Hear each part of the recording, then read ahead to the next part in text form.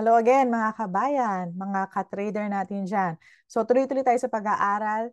Kukontinue natin yung lesson natin about support and resistance. So yung first part ay natapos natin. So ngayon yung second part.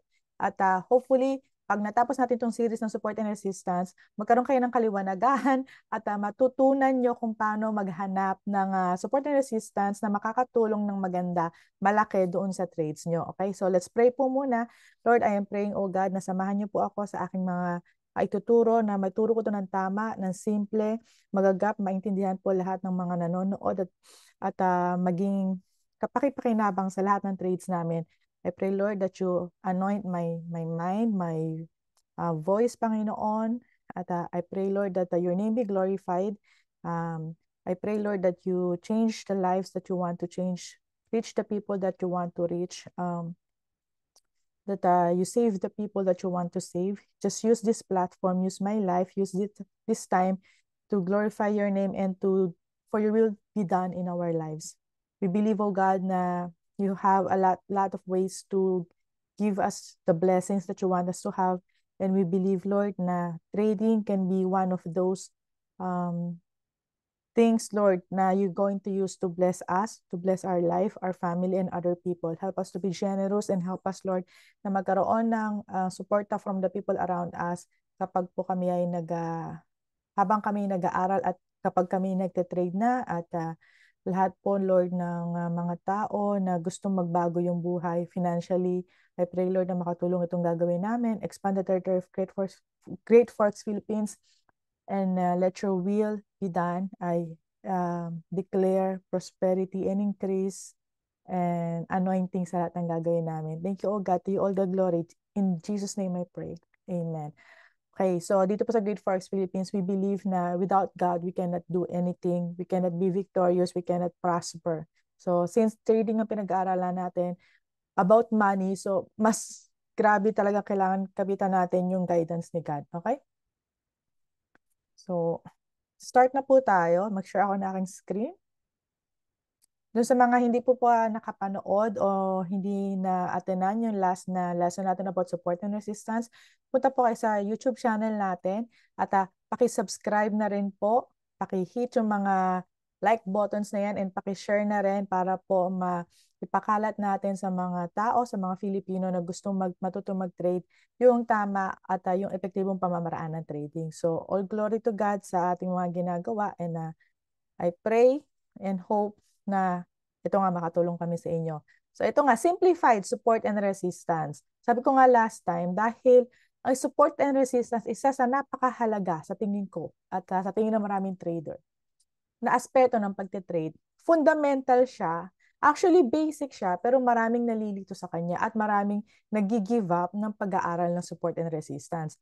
Again, para masimplihan, no, to simplify yung ating process sa pagte-trade, I always suggest na magkaroon kayo ng checklist o listahan kung saan kapag okay na to, okay na to, okay na to, and then go na. So, walang posisyon o walang puwang yung emotion natin. Hindi, baka medyo ganito, ay, baka medyo ganyan.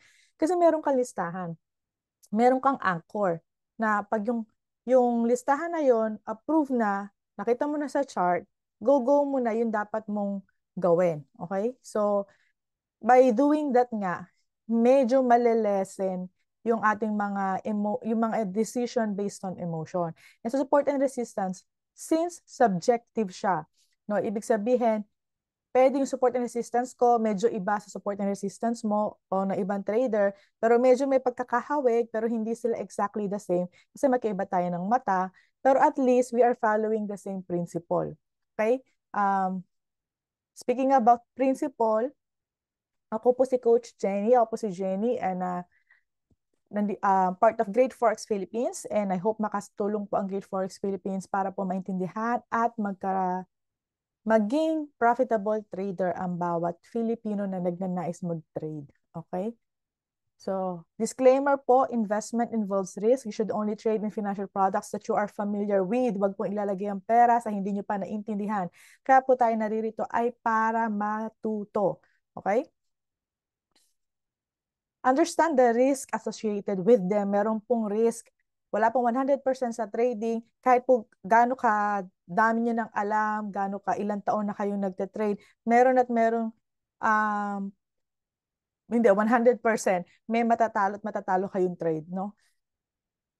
Hindi 100% talo, pero 100% siguradong magkakaroon pa rin ng talo ang lahat ng trader. Okay? This video is in no way financial advice but for educational purpose only. Okay po? So walang sisihan, do your own research. What works for us may not work for everyone. Always do your own research nga po before applying any strategy to your live accounts. So we cannot, I cannot teach everything because hindi ko naman po lahat alam, pero everything that I know, by God's grace, I will try to impart para po makatulong sa inyo. Okay? So last time, ang pinag-aaralan po natin is paano natin madidistinguish o paano natin malalaman, mapipinpoint kung saan tayo dapat, kung support and resistance ba yan o significant o tinatawag nga nilang major or minor support and resistance. So nagpo-focus po tayo sa major support and resistance. For me, I believe major support and resistance doon sa strategy ko have a higher significance nga na higher probability na magkaroon ako ng winning trades. Okay? Kaya doon muna tayo mag-focus. At ito nga pong broken by momentum candle is actually isa sa mga checklist, katulad ng sinasabi ko, hanap kayo ng checklist, magkaroon kayo ng anchor kung saan mapapadali yung inyong decision making. So ito po, characteristics of significant or major support and resistance or SNR nga yung tinatawag natin, no? So yung una, last time, sinabi natin, pinakita, in-explain natin, it is a support and resistance. So now naman po ay yung broken by momentum candle and kung saan po tayo aabutin ng oras natin. Ano? So ang mga characteristic nga is it is a support and resistance, broken by a momentum candle, multiple bouncing reaction. There is a multiple bouncing reaction dun sa area na yon. Recently respected or established siya and it is created as a zone. Ngayon, i-explain ko sa inyo yung sinasabi ko na broken by a momentum candle. So, broken by a momentum candle. Ano ba yung sinasabi nating momentum candle sa trading o sa forex? A momentum candle is characterized by a long body.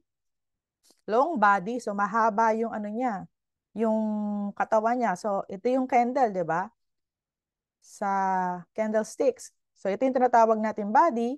Ito naman yung tinatawag natin wicks. Meron sa taas, pwede rin meron sa baba. And a short wick.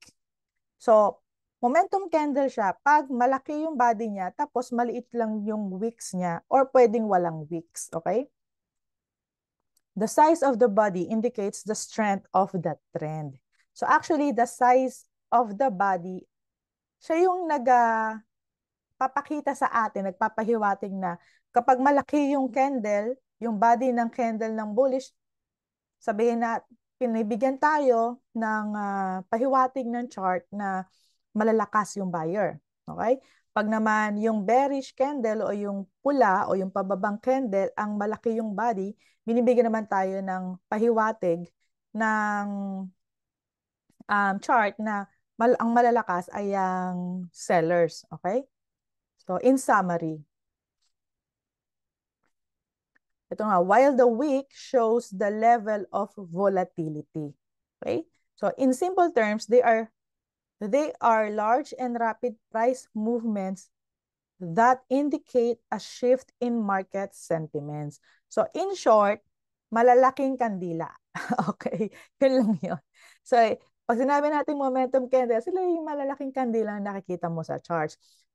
Gusto ko pong idikit na yung pangatlo na characteristic na pwede natin gawin checklist. Okay, I recommend this checklist o characteristics to define or to distinguish saan yung mga levels na pwede natin i-consider as a support and resistance. So, broken by momentum candle, ididikit ko na yung pangatlo, multiple bouncing reaction in this area. Pag sinabing nating bouncing, so ito, nakikita natin yung itong blue kong pointer, no?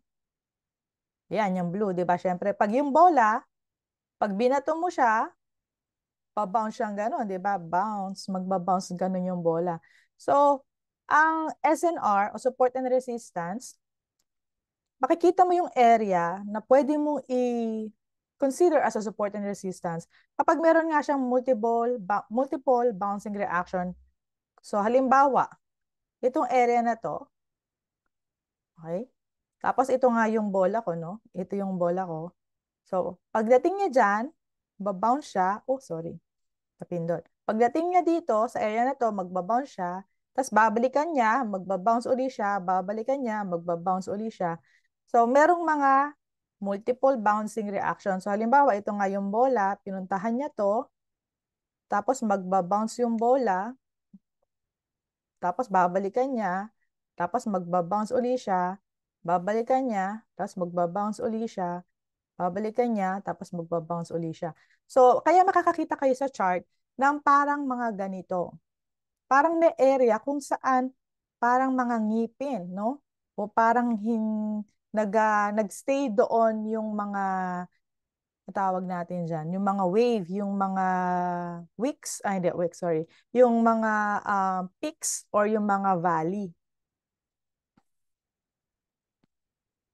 Levels where the candles tend to move away or bounce, rejects, and also retest. So, sa trading, marami kasing mga tawag-tawag, no? So, ako nga sabi ko nga, like ko sinasabi sa mga tinuturuan ko, ako wala akong pakialam sa mga tawag as long as naiintindihan mo. Siyempre, kailangan nating tawagin, kailangan meron tayong word na gagamitin doon para madaling i-explain, madaling maintindihan. Pag sinabi mong bearish, o alam na natin yung mga pababa na candle or na market. Pag sinabi mong bullish, mga pataas o paakyat, 'di ba? So, ginagamit natin siya to better communicate, 'di ba? Pero hindi ako masyadong legalista o nakabox doon sa mga words na 'yan kasi uh, dahil nga iba't iba ang mga tao, mga trader, so merong mga parehas naman ang ibig sabihin, pero iba-iba yung tawag, no?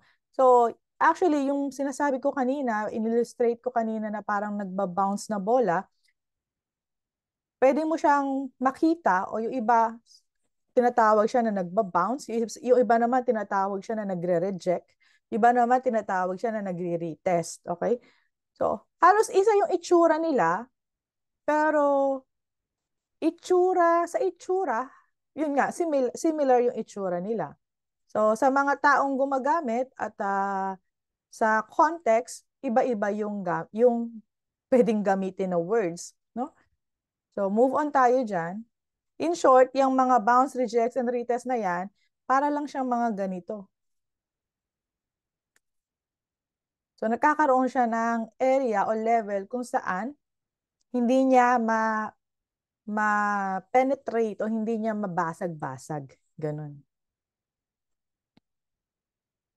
More touches makes it more significant level. So, mas marami raw touches, mas malakas o mas maganda yung level na yon i-consider as support and resistance. Ibig lang sabihin kasi, kumbaga, malakas siya, matibay siya. Okay? Imagine niyo yung support and resistance para siyang, um, ano ba yung kisame, ceiling, or para siyang flooring. Wait lang.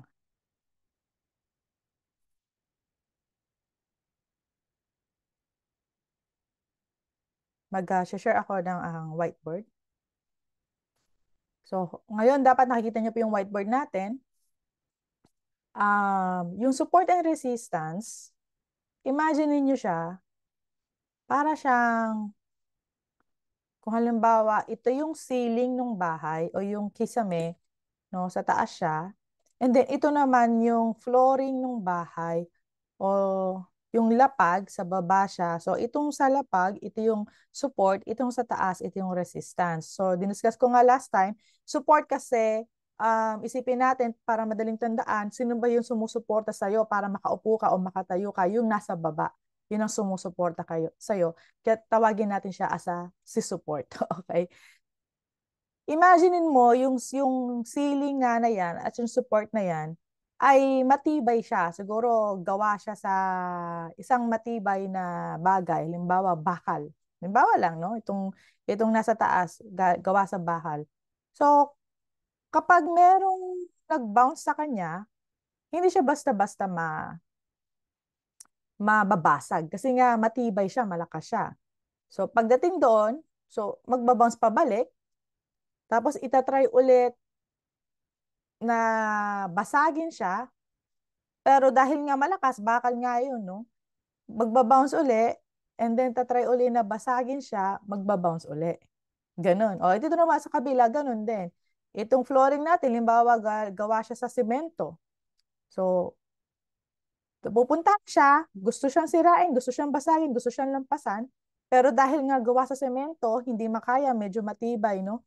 Magbabounce siya, tapos babalikan na naman niya, tapos hindi nga niya masira-sira, magbabounce siya, so konting dent lang ang magagawa niya, and then magbabounce naman siya. Kaya, ganyan yung magiging itsura ng chart. Okay? Sabihin naman natin na hindi matibay yung pagkakagawa doon sa ceiling and doon sa flooring. So, ibig sabihin, hindi siya mga significant level o hindi siya major SNR, no? Na tinatawag natin. So, halimbawa, ito ay gawa lang sa nipahat. Okay? Tapos, tinry siyang basagin, lampasan, butasin. Pag akyat doon, medyo nagkaroon ng struggle ng konti kasi syempre medyo meron pa rin siyang pero nabasag siya. Okay? So, at the same time, dito rin, no, halimbawa, ay kawayan naman yung flooring mo, yung sahig mo, gusto siyang basagin, gusto siyang sirain o i-penetrate, i-break. Medyo nag-struggle ng konti kasi medyo matigas kahit pa paano yung kawayan, pero nalagpasan. So, ibig sabihin, hindi ganun katibay yung level na to. Hindi ganun katibay yung level na to. Hindi siya major. Hindi siya significant. Kasi, easily na break lang yung level na to nung mga nagtatry na mag-break sa kanya. Okay?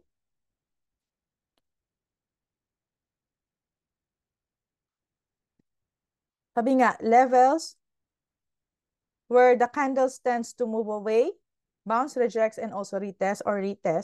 More touches makes it more significant. Ang isa pa doon sa multiple bouncing reaction, another tip to ito, no?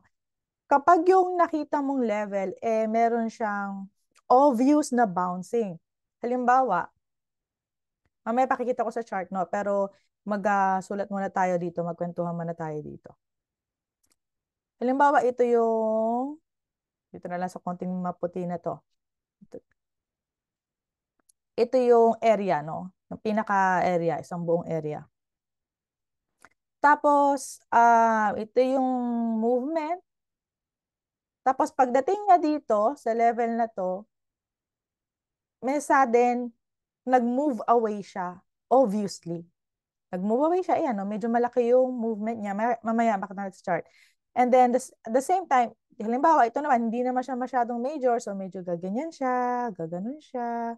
So, medyo hindi masyadong obvious so hindi siya major level. While ito namang isa, major level siya, obvious yung pag-alis, pagsuplada nung mga candles sa kanya. Okay, punta na tayo sa chart. So, pakita natin sa chart para mas malinaw, no? Again, ang titignan natin ay yung broken by momentum candle, which is yung malaking candle nga, in short. And yung multiple bouncing reaction in this area. As one of our dalawang checklist natin, additional sa checklist natin in distinguishing the support and resistance, no? Okay, this is my trading view. Okay. So, naglaan ako ng area kung saan mas madali nating makikita yung ating example o yung ating checklist na sinasabi dito sa example na to. Naalala niyo yung multiple bouncing reaction, di ba? Yung multiple bouncing reaction, so sabi ko nga, yung area, ito area siya. Area siya. Pag sinabi nating area, hindi lang siya isang guhit, Kumbaga may kapal siya. Meron siyang, kumbaga, malapad siya, ganun. Hindi siya isang guhit lang. So, area siya. Pagdating nung candle dito, ito yung sinasabi kong obvious na nag-move away. So, medyo nag-bounce siya dyan, di ba? Konti lang.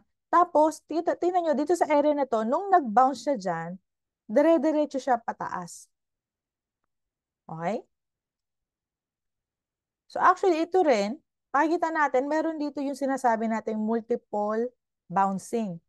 So, pagdating dito sa area na to, around sa area na to, bumaba, umakyat uli siya. Around sa area na to, bumaba, umakyat uli siya. Dito, bumaba, umakyat uli. Ba't ganun? Bumaba, umakyat uli. And then, pagdating dito, bumaba, umakyat uli. So, yun yung tinatawag nating multiple bouncing reaction. So, imagine niyo para siyang bola. Kahit siya dun sa ceiling, mas bababa siya, akit uli siya, tatalbog na naman siya, akit uli siya, tatalbog na naman siya. So, nagbabounce yung itsura niya, no? Multiple. At marami siyang bouncing na nangyari, maraming rejection na nangyari dito. So, ibig sabihin, katulad ng in-example ko kanina na ceiling kung saan siya ay bakal, parang bakal ito. No? Kung parang bakal siya, ibig sabihin, major or significant support and resistance siya. And dito rin sa level na to, nakita natin, obvious na doon siya may malaking moving away. Nag-move away ng malaki, obviously, yung market o yung price after niyang mag-bounce dito. Multiple bouncing and then a sudden or obvious moving away of the candle. Okay? So, yan yung isa sa mga pwede mong gawing checklist for you to easily find support and resistance area. Significant or major support and resistance area.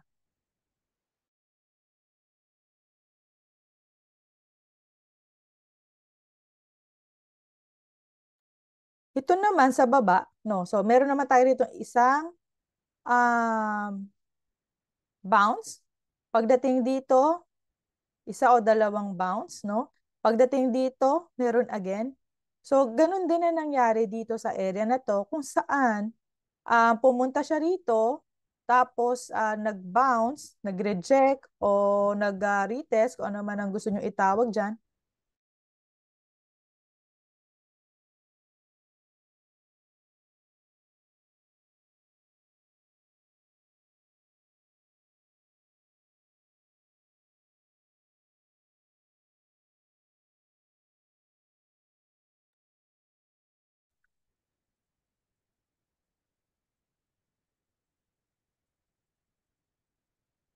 Teka lang, no?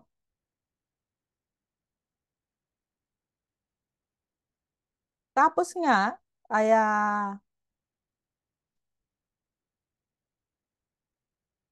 dito at dito meron din siya. So yan yung tinatawag nga natin na multiple bouncing reaction and sudden or obvious moving away of the candle after the bounce. Obvious naman, di ba? O, sige. Di ba obvious? Di ba? So, yung tinatawag ko naman kanina na another checklist which is broken by momentum candle. Okay? So, ito, sabi ko nga malaking kandila, which is example natin ito. Yung ating SNR o yung ating support and resistance na significant or major nga na tinatawag natin. Dahil nga sinabi ko, in-explain ko kanina na, di ba, bakal nga siya or semento siya, kaya mahirap siyang basagin. So, sino lang makakabasag sa kanya? Yung malakas. Yung mas malakas sa kanya, yung mas matibay sa kanya. Yun ang makakabasag sa kanya. So, in terms of the chart, in terms of the market, of forex or trading, kung stocks man yan or crypto, pares-parehas lang yan ng principle. Dahil nga malakas yung level na yon, ine-expect natin na ang makaka-penetrate, makakabasag, makaka-break nung level na yon ay malaki o malakas na candle. Malakas o malaking candle.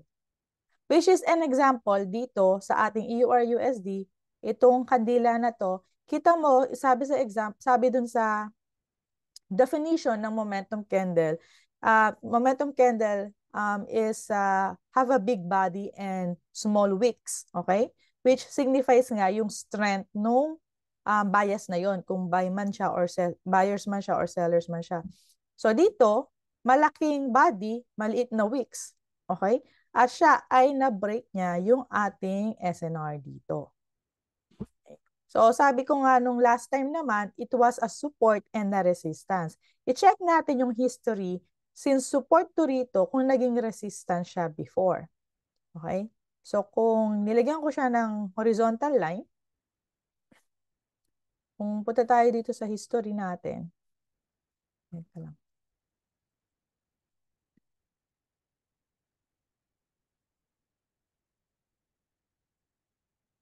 Ako hindi na natin nakita yung history, no? So anyways, yan yung example na sinasabi natin na it is broken by a momentum candle. Pero actually, tinan natin dito sa ating future naman na nangyari dito sa chart, dito sa nangyari in the future nga ay naging resistance naman siya. So dito support siya, dito naman resistance siya. Apart na to, dito na break siya ng momentum candle, no?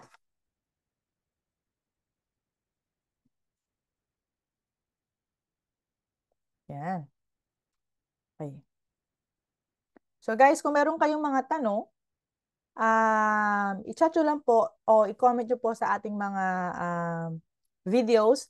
And please, please, please, support po yung ating mga social media accounts, yung ating YouTube channel, subscribe, paki-share, paki-like, sabi ko nga kanina, yung ating Facebook page, paki-share and follow po. Yung aking pong Facebook account, paki-follow din po na lagi ko pong sineshare yung ating mga ginagawa sa ating mga lesson ng mga bago sa aking mga Facebook account and Instagram din po. So, paki-follow po, paki-support. And again, kung nagpa-practice, nag-aaral pa lang po kayo, please just use demo account.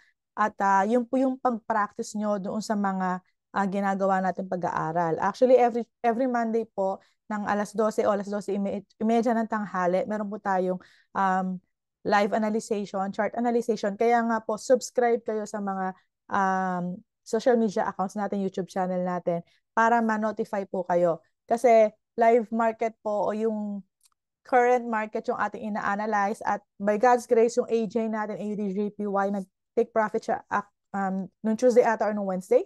So, yung EURUSD, parang magta-take profit na rin ata siya. So, check. Nasa profit area na siya eh.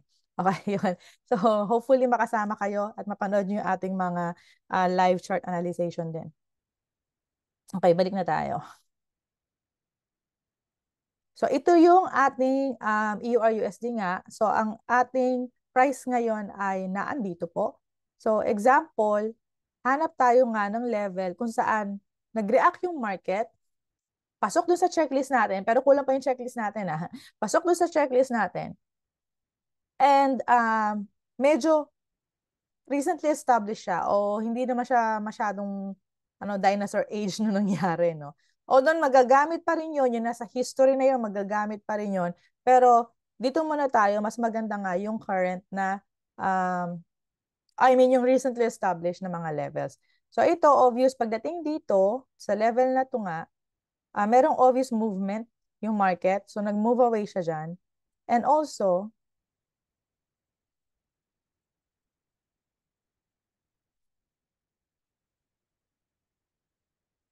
dito sa level na to, sinasabi ko parang ceiling, 'di ba? So parang meron dito invisible ceiling kung saan pagdating niya doon, magbabounce siya, pagdating niya doon, magbabounce siya, pagdating niya doon, magbabounce siya, hanggang sa nag-move, may obvious move away na nga siya, no?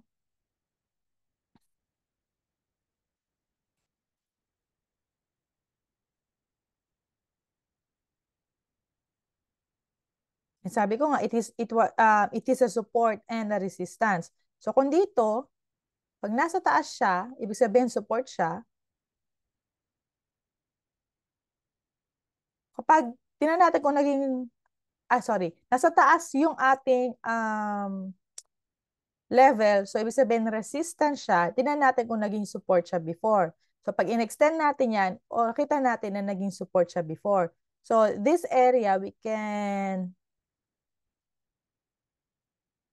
consider this as a significant or major support and resistance. So anong mangyayari dyan?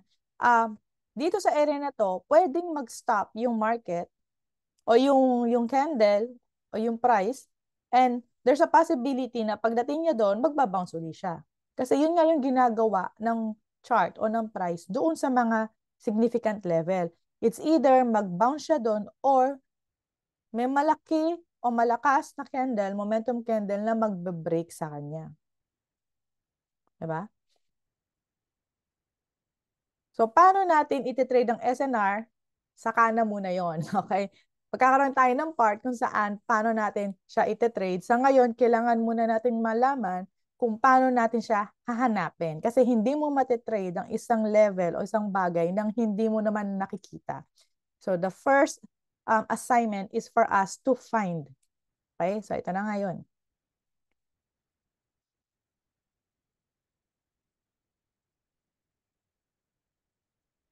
So kung hahanap naman tayo ng recent significant level dito sa baba naman, so magkakaroon tayo, again, meron ditong level kung saan nag-bounce siya ng konti, isa, dalawa, and then merong sudden or obvious moving away of the candle. And then dito rin sa area na to, kung saan dito siya, di ba? Doon siya nag-bounce.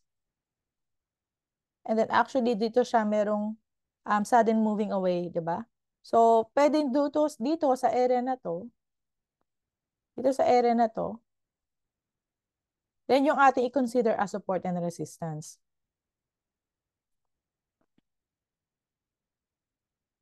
So kung ito yung consider natin as a support and resistance,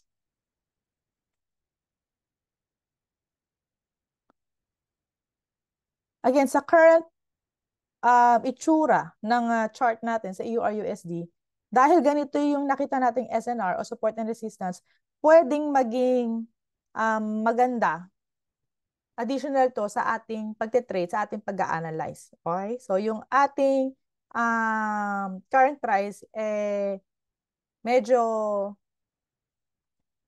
napaggigitnaan ng ating support and resistance kung saan pwede tayo makahanap ng opportunity to enter a trade. No? By the way, mag-add ako ng additional example doon sa kaninang bouncing reaction, multiple bouncing reaction, and broken by a momentum candle. So kanina ang tinignan natin is yung pababa, di ba? Ngayon naman, tinan natin kung yung example naman ng pataas. So dito sa area na to, again, meron ditong bouncing reaction. Actually, medyo konting-konti rito, no? Hindi na umabot. Tapos meron din ditong bouncing reaction, no? So dito, support siya dahil nasa baba. Dito, resistance siya dahil nasa taas. And dito, resistance din siya dahil nasa taas siya ng mga candle. Yung level na to, consider natin siya as a significant or major support and resistance. And then, dapat mabe-break siya ng momentum candle, which is makita natin dito. Okay? So, large body and small wicks or almost, ito nga actually walang wicks. Ang ganda naman ito. Ito, no? Wala talaga siyang wicks, no? So, ito, di ba? So, ito yung naka-break sa kanya. So, pasok siya dun sa ating listahan na it was a support and also a resistance. There's a bouncing reaction and it is broken by a momentum candle. So, kung merong ganyan na SNR, in the future, pwede mo siyang magamit. Katulad nito.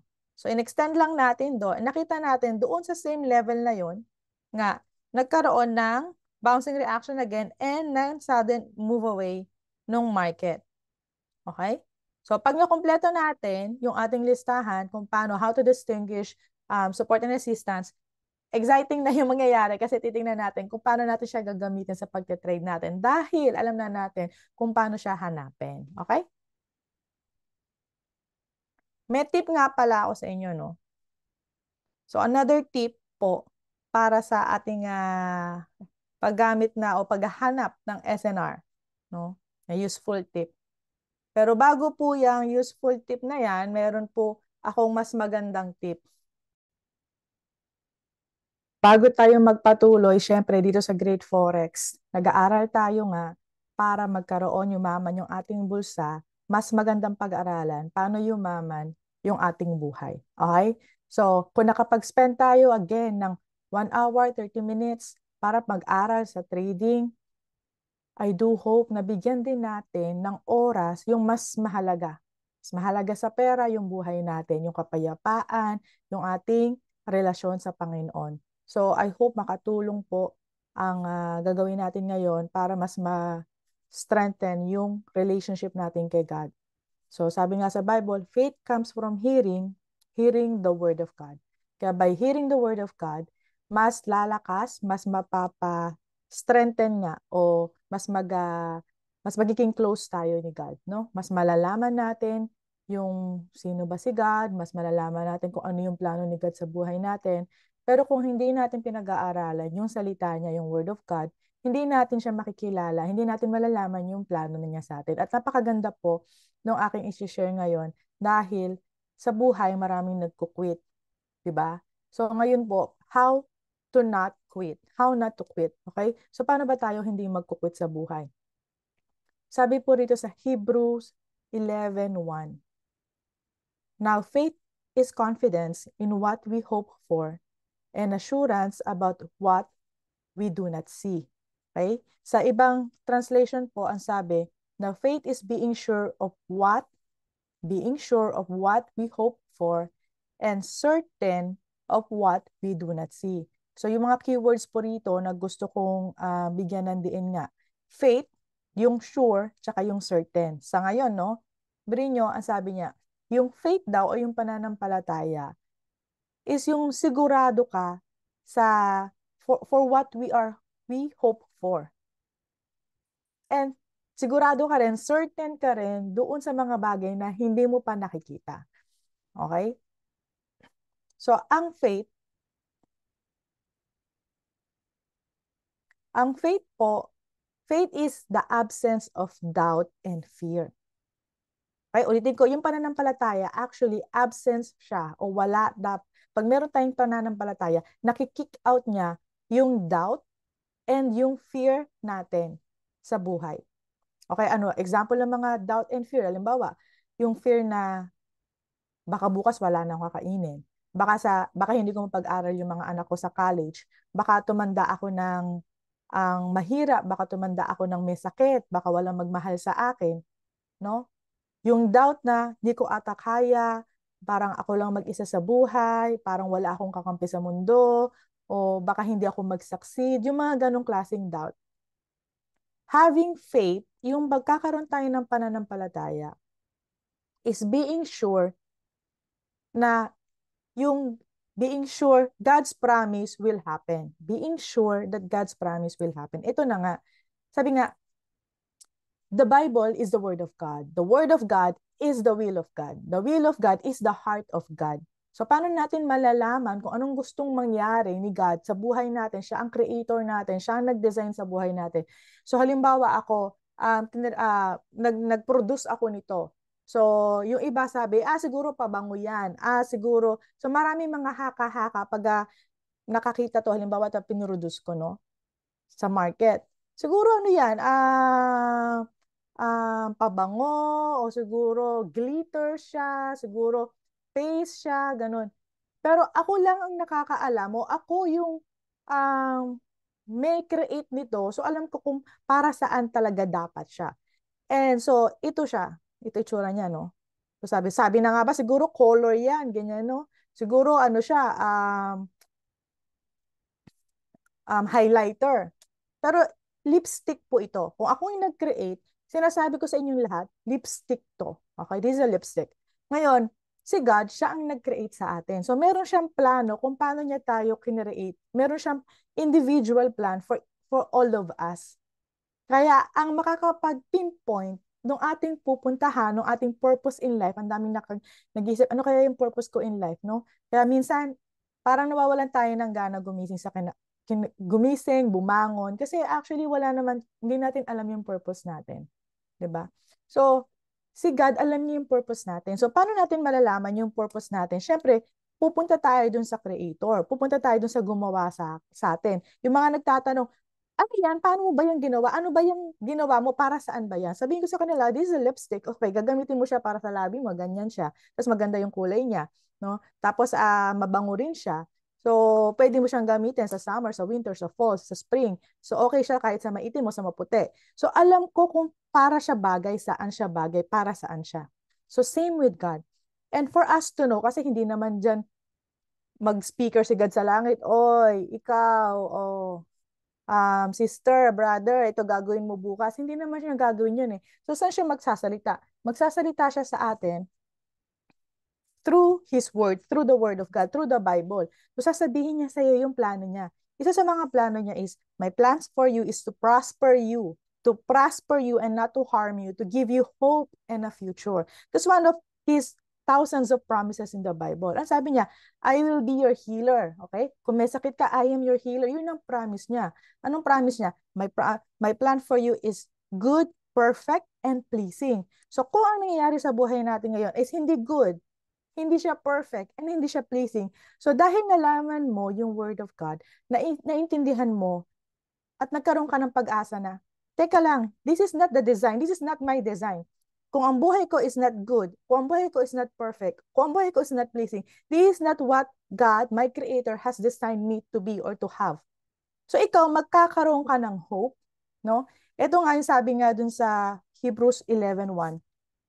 Faith is being sure of what we hope for. That hope na nagkaroon ka is because narinig mo yung Word of God. Nalaman mo yung promises ni God. Specific yung promises ni God dito. Maraming specific na promises si God dyan na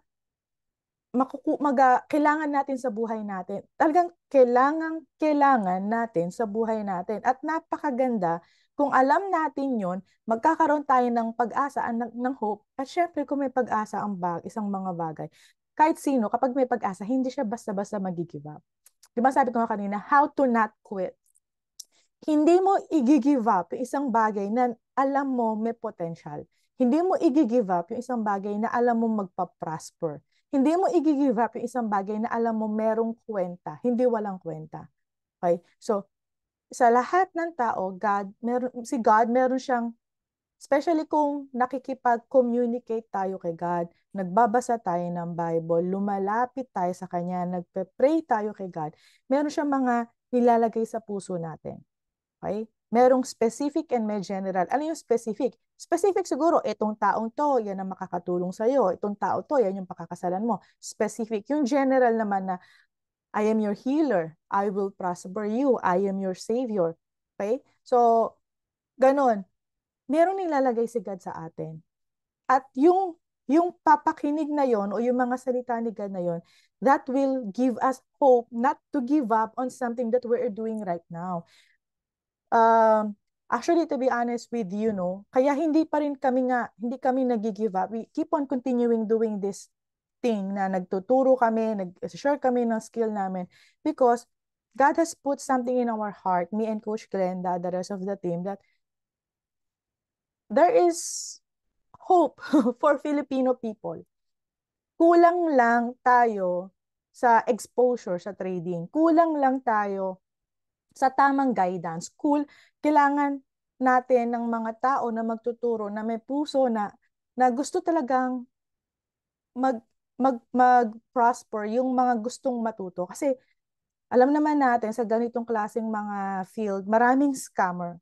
So pag yung mga tao ang na-encounter nila scammer, so syempre aayawan na nila. So kailangan ng mga tao, kailangan ng mga Pilipino yung tunay, yung legit, yung authentic, hindi yung mga scammer. Naniniwala din kami, nilagay sa puso namin ni God na there's a purpose for this, giving us this desire, giving us this platform, giving us this skill to share. There is a purpose and there's a big purpose for that. Hindi namin alam when, specifically, kung gaano karaming tao yung marireach out natin. But I do believe in God's time, everything that God has planned will prosper.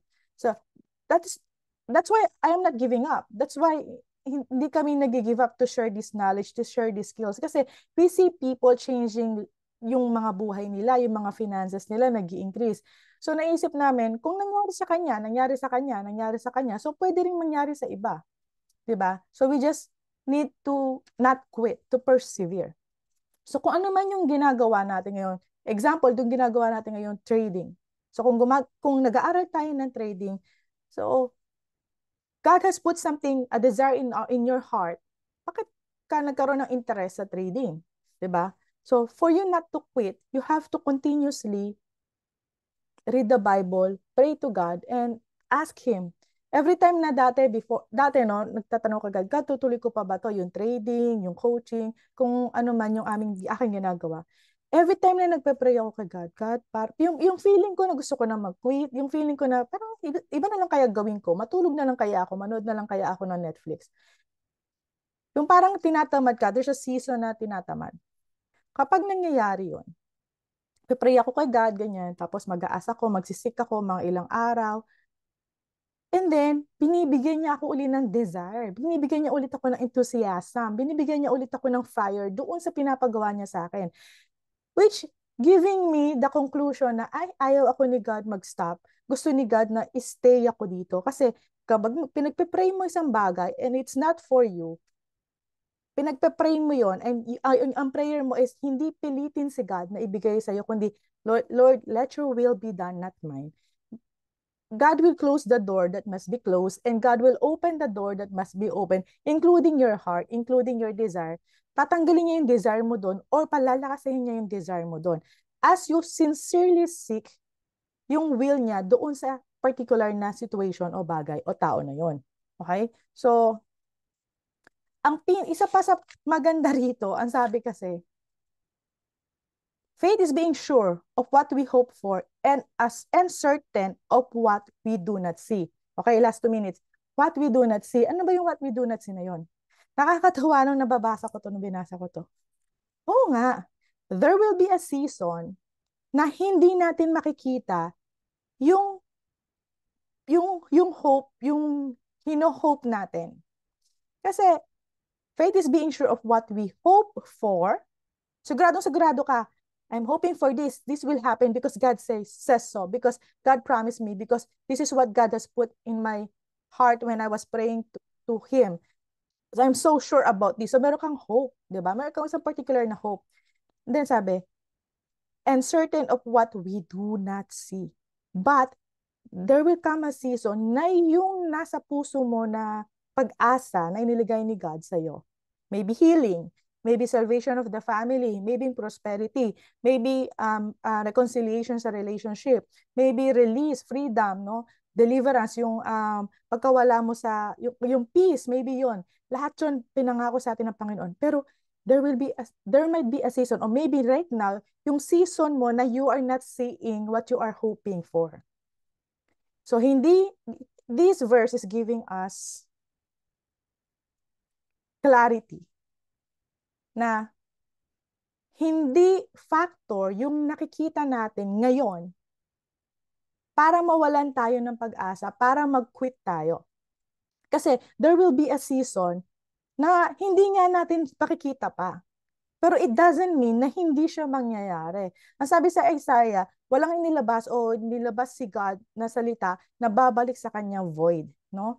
So, lahat ng binikas, pinramis, sinabi ni God sa atin, sa salita niya, sa Bible, yung galing kay God, yung talagang malinaw na galing sa Bible. Pinramis niya yung healing, pinramis niya yung salvation, pinramis niya yung prosperity, pinramis niya yung peace, pinramis niya yung reconciliation of the relationship, pinaramis na yung mga yan, hindi yan babalik sa kanya ng walang kwenta. Mangyayari at mangyayari ang mga bagay na yan. But, sabi nga dito, being certain of what we do not see, kahit hindi natin siya nakikita right now, it doesn't mean, it is not a factor for us to quit. It is not a factor for us to give up that hope that God has put in our heart. Okay? So I just want to encourage everyone, put our trust in God, in Jesus. Kasi mapagkakatiwalaan siya. Kasi kaya niya. Kasi mahal ka niya. Kasi dinesign ka niya. Hindi ako gagawa ng isang bagay, tapos hirap na hirap akong gawin siya, mahal na mahal ko siya, tapos tatapon ko lang siya sa basurahan, bahala ka sa buhay mo, apak-apakan ko siya. Hindi ko gagawin yon. Ano pa ang Diyos? Kung ang tao nga hindi niya gagawin yon sa isang bagay na mahal niya, ginawa niya, kinreate niya, pinlano niya. What else si God? Tayo na hindi perfect, tayo na masama mag-isip. Nag-iingat tayo ng mga bagay na importante sa atin. Sabi ni God, you are the apple of His eyes. Importante ka sa Panginoon. Importante ako sa Panginoon. That is why, let us not give up. Kung ano man yung binigay ni God sa puso natin, God will do it. God will see to it that every promises, everything that comes out of His mouth will come back to Him. Done. Deal. Every promises is yes and amen in Christ Jesus. Ayan. So, praise the Lord. No? So, hopefully, na-encourage kayo dyan. Ay, tuloy tayo, syempre. So, ito yung meron akong tip din sa inyo, no? Teka lang. Ito na nga yung tip natin, no?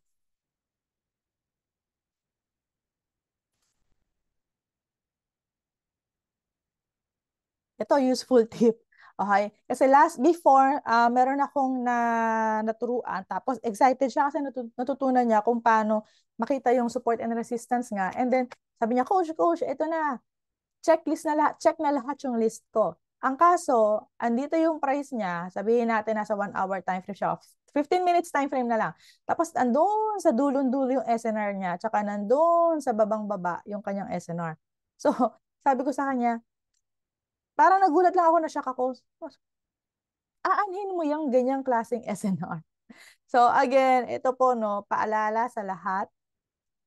Double or triple your target profit and you can find or yung area ng SNR kapag dinoble nyo o tinriple nyo yung gusto nyo nga makuhang profit. Okay? Significant is equals to useful. Ibig sabihin, actually, significant siya kasi useful siya. Di ba nga? Kasi nga, syempre nga, aanhin naman natin yung isang bagay na hindi natin magagamit doon sa chart para mag-profit tayo. Kaya siya magiging significant kasi magagamit natin siya dapat. As in, now na, or tomorrow, or maybe in the next 1 week. Yung hindi naman masyadong matagal, di ba? SNR that is too far is equals to not useful. Sabihin na natin, andun na lahat ng checklist nyo. Okay, so good na talaga yung lahat ng checklist pinag-aralan. Talagang 100%. Tama na lahat.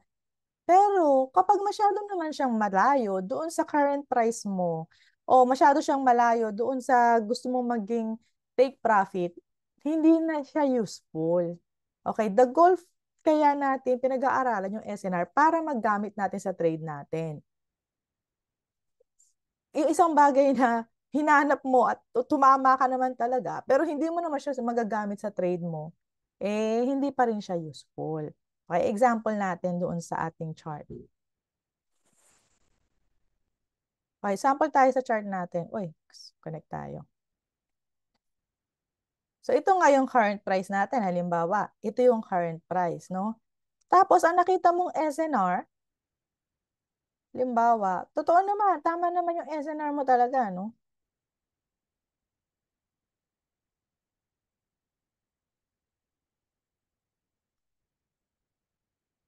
Itong area na to,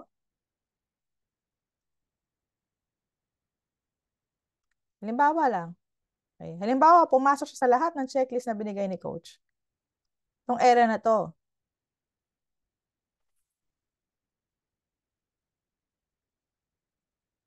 Yan ang SNR mo.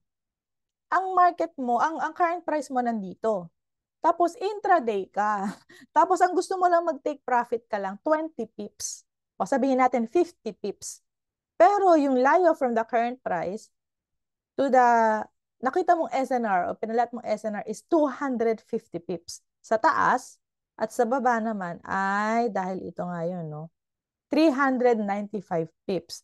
Kahit pa kumpletong-kumpleto sa checklist yung nakita mong SNR. So, gantong-ganto yung pinakita sa akin ng isa ko nga kaibigan. Kaya sabi ko, teka lang. Maganda yung nakuha mo, pero it's useless doon sa sa'yo ngayon. Like this one, useless siyang nakita natin o gagawin nating SNR yan, dalawa na yan, dahil nga, ang gusto lang naman natin is 20, 50 pips, then intraday ka lang naman, no?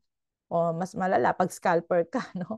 So mas hindi talaga useful sa'yo. So rather than using those, ito nga, tsaka yung sa baba, no, na masyadong malayo. So kung halimbawa gusto mo ng 20 to 30 pips, mula doon, sukat ka. Kung 50 pips, doble mo, 100 pips. So around here. Diba? 100 pips sa taas, 100 pips sa baba. Around those area around. Hindi ko sinabing, pumilang ka na 100 pips, tas doon ang SNR mo. Hindi. Kung hindi, doon sa level, sa area na yon, hanap ka kung merong papasok doon sa checklist mo. Okay? And by God's grace, itong ginawa natin na to sa baba, sa support, pasok naman siya around 100, nasa 144 pips siya. So, ibig sabihin, kung magse-sell ka rito, hindi ko sinasabing mag-sell kayo at isa-sell nyo yung ganitong ano, no? Pero kung magse-sell ka dyan, pwede kang kumuha, makakita ng maximum 144 pips. 'Di ba? At the same time, kung naman dito sa taas, so, nasa 60 pips, so around 136 pips. So, pwede mong kunin itong area na to and yung kanina nating area, which is around 70 pips. So, makakakuha ka pa rin nung target mo 20 pips o 50 pips kasi 70 pips nga siya, di ba? Okay? So, yun lang po ang isa sa paalala, tips ko po sa inyo. Huwag masyadong mataas o malayo yung SNR na gagamitin. Nahahanapin nyo. So, bilang lang kayo, doblehin nyo lang o triplehin nyo yung target TP nyo dun sa trade na yon, and then dun sa area na yon, mag-focus kayo para at least useful talaga yung makikita nyong SNR. Yan. So kung meron pa po kayong tanong and meron kayong gustong i-topic, i-comment nyo lang po sa ating mga comment box dyan. And bigyan namin, hopefully bigyan namin ng panahon at masagot namin yung mga katanungan nyo. And all glory to God. See you po next week. Bye everyone. God bless and Jesus loves you. Bye-bye.